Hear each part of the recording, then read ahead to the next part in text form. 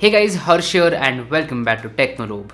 This is the Realme Band, Realme's very first attempt at a smart wearable device. Now right off the bat, they've priced this thing very aggressively. At the price of rupees 1500, it is going to attract a lot of consumers. And before you make your decision about buying this band, watch this video till the end because the Realme Band does have a bit of a problem. Now first up, let's go ahead and talk about the features that this band offers. And number one is a heart rate sensor. Heart rate sensors are generally found in more expensive bands like the ones which cost around 2500 rupees or even more than that. So a big thumbs up to Realme for bringing the heart rate sensor at this price point.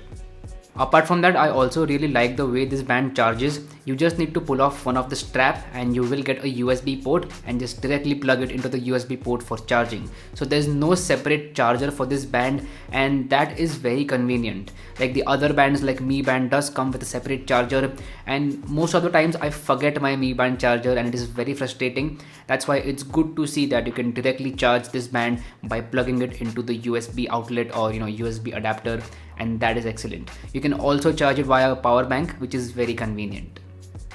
So the Realme Band is mainly a fitness tracker. That means it will track all your fitness data. Like if you go for a run or do yoga or play cricket or go for swimming, it will track all your fitness data. And yes, it can also track cricket. It's a sports mode which is specifically designed for India, and that is excellent.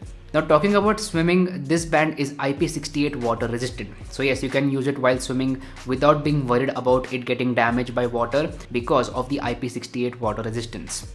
Now the Realme Band is connected to your smartphone via the RealMe Link app. And one major downside with this app is that it is not available on iOS as of shooting this video. And that is very frustrating. So when you launch a product in the market, you should make sure that it is compatible with the major operating systems out there. It's like Realme doesn't want people to use these bands with iPhones, and that is not good at all.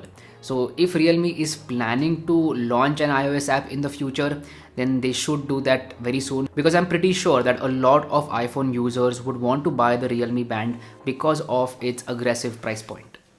Now talking about the RealMe Link app, it is available on Android as of yet, and you can connect the band to your Android device and there you will have all your data synced.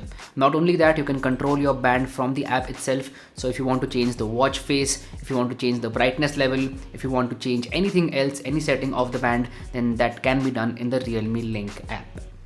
Okay, now let's go ahead and talk about the main problem with the Realme Band, and that is its display. So the Realme Band comes with a 0.96 inches display, and this display is an LCD panel.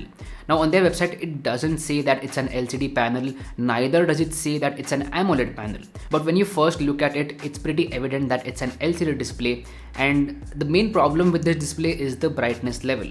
The brightness is very low and it's practically unusable. So when we unboxed this product and first connected it to the app, we could not believe that this is the maximum brightness. We tested the brightness out for a couple of times, maybe more than a couple of times, and we could not believe that the brightness is so low.